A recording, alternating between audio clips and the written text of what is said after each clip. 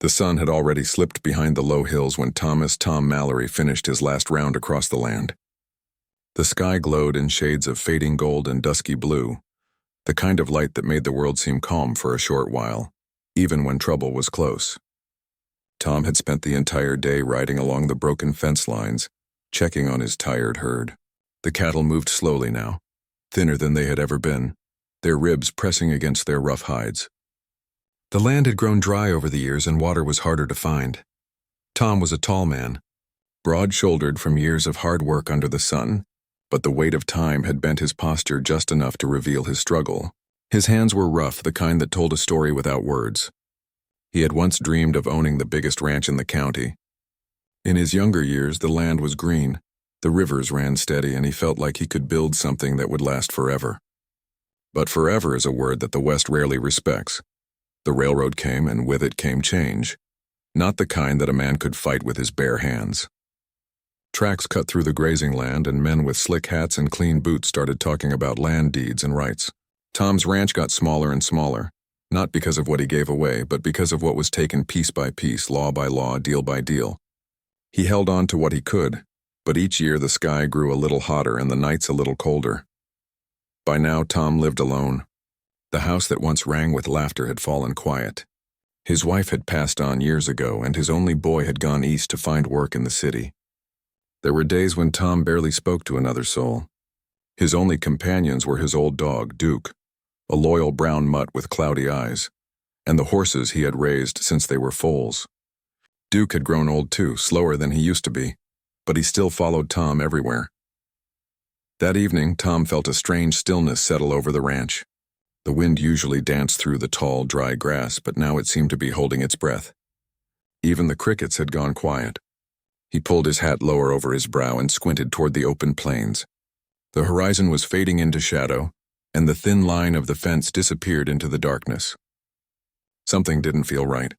Tom tried to shake off the feeling. He guided his mare, Daisy, toward the barn. Her hooves made soft, rhythmic thuds against the dry dirt. When he reached the barn, he climbed down, patted her neck, and whispered gently to her like he always did. Daisy flicked her ears nervously. Duke began to growl low in his throat. Not loud, just enough for Tom to know he'd noticed something too. "Easy now," Tom said softly. But the words didn't calm Duke. The dog's fur stood up along his back. His cloudy eyes were fixed on the edge of the property, where the path from the main road disappeared into the dark. Tom turned his head slowly. The wind brushed against his face, but it didn't carry the usual night sounds. Then he heard it, the soft crunch of boots on gravel. One step, then another. Slow, steady. Each step sounded like it belonged to someone who wasn't in a hurry at all. A chill ran through Tom, though the air was still warm. He stepped away from the barn door and scanned the darkness. There was nothing yet, just shadows and the faint glimmer of stars above. The sound of footsteps grew clearer, as if the person walking wanted to make sure Tom heard every single one. Daisy let out a restless snort. Duke barked once, sharp and uneasy. Tom took a deep breath. This wasn't the first time a stranger had come by the ranch after sunset. In the old days, travelers stopped to ask for water, a place to rest, or sometimes a bit of work. But this didn't feel like one of those nights. There was a weight in the air, a kind of silence that made the heart beat louder. Then Tom saw him. A figure stepped out of the night, like a shadow peeling away from the darkness itself. The man was tall, taller than most, dressed in black from head to toe. A wide-brimmed hat covered most of his face, and his long coat brushed the tops of his boots. A faint silver gleam flashed from the spur on his heel each time he took a step. He didn't speak. He didn't wave. He just kept walking forward, straight toward Tom. For a moment, Tom felt frozen, like the land itself was holding him still. He had met many men in his time, lawmen, wanderers, ranchers, and outlaws, but something about this one was different. It wasn't just the way he walked.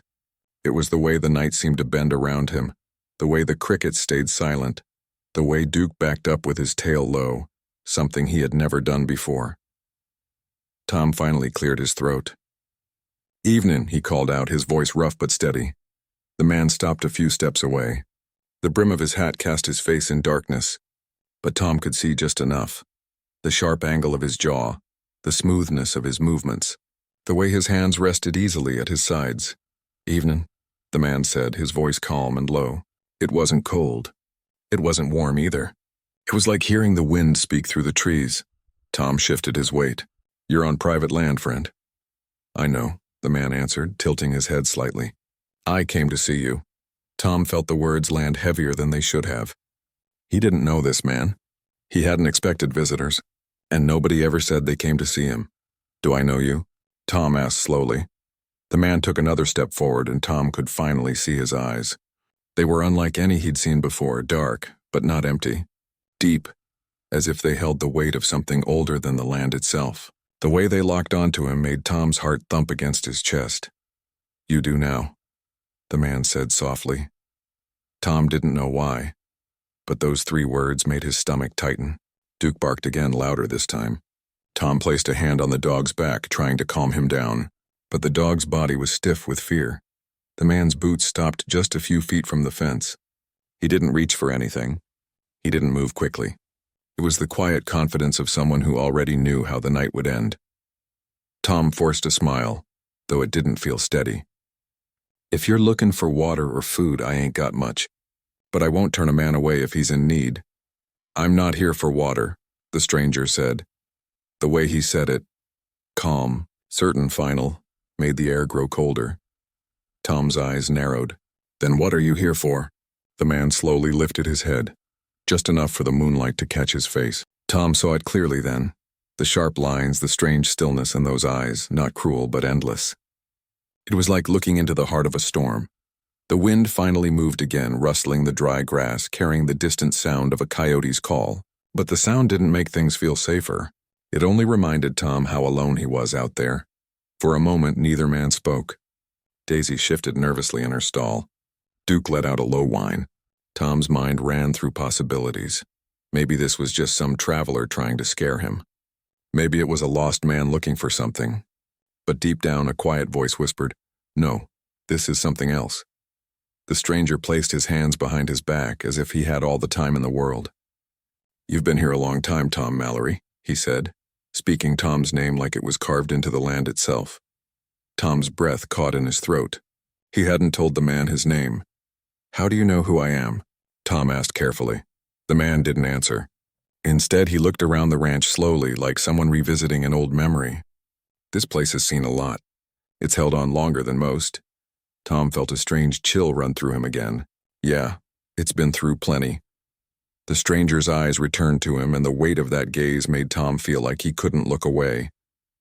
"Everything ends, Tom. Some things sooner than others."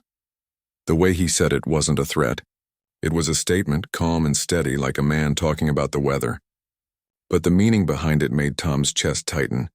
The stranger took one last step, and the night seemed to grow darker around him. Tom swallowed hard. "Who are you?" The man tilted his head, and for the first time a small, almost unnoticeable smile touched his lips. "Someone who always shows up when it's time."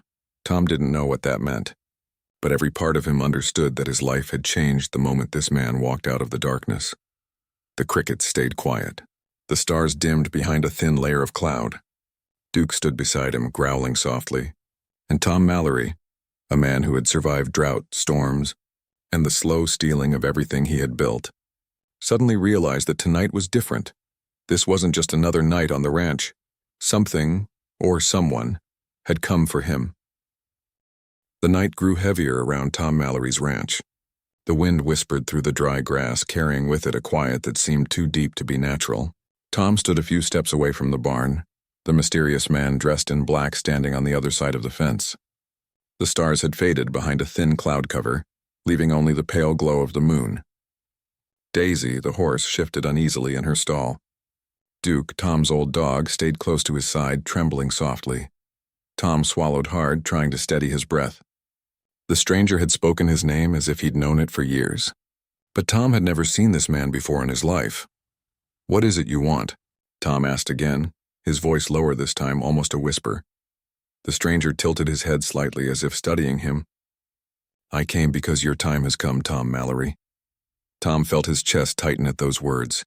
They weren't loud, but they were sure, the kind of words that didn't need to be repeated. My time? Tom said slowly. You talk like you know something I don't. The man gave a small smile that didn't reach his eyes. I know everything I need to know. I've been here before, Tom. Not on this ranch, but in places like it. Places where the wind has carried the same kind of silence. Tom stepped back slightly, his boots scraping the hard dirt. He tried to keep his voice steady. You're speaking in riddles. If you've got something to say it plain. The stranger didn't move closer. He didn't need to. His voice filled the night like the steady rhythm of a train on distant tracks. You've spent your life building something that was never meant to last. You've held on to this land longer than most men would have, but the earth always takes back what belongs to it. Tom's brow furrowed. I've worked hard for this place. I've given it everything I have, and I don't plan on walking away just because some stranger in the dark starts talking about what's meant to be. The man nodded slowly, almost like he respected the words. That's what they all say. You're a strong man, Tom. Stubborn. But even the strongest have their hour. Tom didn't fully understand what the man meant, but something in the way he said it made the night seem colder. It wasn't a threat. It was something deeper, like the ticking of a clock you can't stop. Duke let out a low growl, then whimpered softly. The dog's ears were pinned back and his old eyes were locked on the stranger. Tom could feel the animal's unease. The stranger took a slow breath and looked up at the sky. Do you hear it, Tom? He asked softly. Tom listened. At first he didn't hear anything but the rustle of dry grass. Then faintly he noticed the sound, the distant creak of an old windmill turning on its rusted hinge. It was a sound he'd heard for years, but tonight it felt different, like the world was trying to speak through it. The stranger's eyes returned to him. That's the land remembering. It remembers everything, Tom. It remembers every step, every word, every choice, and when the time comes, it calls. Tom shook his head, trying to clear the strange feeling growing in his chest. I don't know who you are, but this is my land, and I've got no intention of going anywhere. The man took one slow step forward. The air around him seemed to grow heavier, though the wind didn't change. Tom could feel the ground beneath his boots, firm yet strange, as if the earth itself was listening. You don't have to go anywhere, Tom, the man said calmly. The place you stand on is already where you're meant to be. Tom's breath caught in his throat. The way the man spoke felt as if the night itself had leaned in closer. He thought of the years he had spent here, the long summer days branding cattle, the quiet winter nights when the fire in the hearth was the only light, the laughter of his wife, the footsteps of his son running through the house. He thought of everything the land had taken and everything it had given, and for the first time in years he felt small against it all. Why me? Tom asked softly. The stranger's eyes softened, but not with kindness, more like understanding something that couldn't be changed. Because every man has a final night, Tom. Some hear it coming, some don't. You've been strong for a long time, but you've always known the wind can only blow one way for so long. Tom looked down at his hands. They were shaking slightly, though he wasn't cold. The stranger stepped closer to the fence now, slow and graceful, like someone who had walked this path many times. Tom didn't step back. He just stood there, his breath slow and shallow. You could fight it, the man continued. But what would be the point? The land knows your story. It's written here, in every crack of the soil, in every post of that fence. Tom didn't fully understand everything the man was saying, but he understood enough. He thought of the day he'd bought this land, of the promises he'd made, of the dreams that had faded but never truly left his heart. He had spent his life holding on, maybe too tightly. The stranger extended a hand, not forcefully, not demanding, just a simple gesture. Tom Mallory, he said softly, you've done all that could be done. For a long time, Tom didn't move. The only sounds were the windmill creaking and Duke's soft breathing beside him.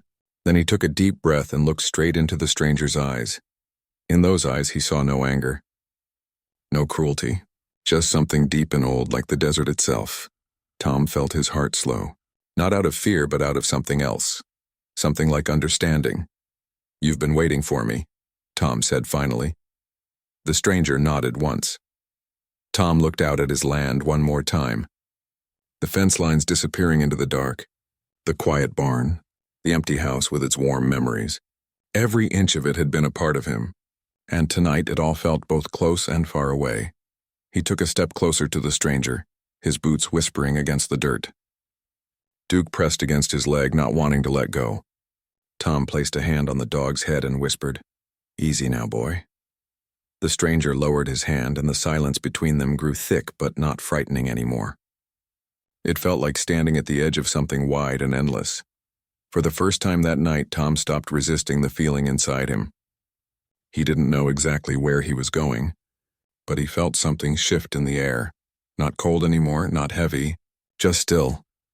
"You're not what I expected," Tom said quietly. "I rarely am," the stranger replied. Tom let out a soft, shaky breath. He closed his eyes for a moment, and in that short silence the years of his life replayed, not as sharp memories, but as warm echoes. He saw his wife smiling under the porch light. He heard his boy laughing while chasing a calf across the field. He felt the wind against his face during the first harvest. The land had taken so much, but it had also given him everything. When Tom opened his eyes again, the stranger was still there, calm and patient, as if the night belonged to no one but them. Tom straightened his shoulders, the way he used to when he was a younger man. "All right," he said softly. The stranger's small smile returned, just as quiet as before. "Then let's walk." Together they began to walk down the fence line, the moonlight stretching their shadows across the dry earth. Duke followed at Tom's side for a few steps, then stopped, watching them disappear into the night. The crickets began to sing again. The wind returned. The stars peeked out from behind the clouds, and though the house remained, though the land stood as it always had, there was something different in the air, a quiet understanding that one story had gently reached its end, and the land had claimed another piece of its history. Long after that night, travelers would ride past the Mallory Ranch and speak in low voices about the man who had met the stranger with the dark coat. Some said he walked into the desert and never came back. Others said they saw him riding at sunset, a calm figure beneath the endless sky.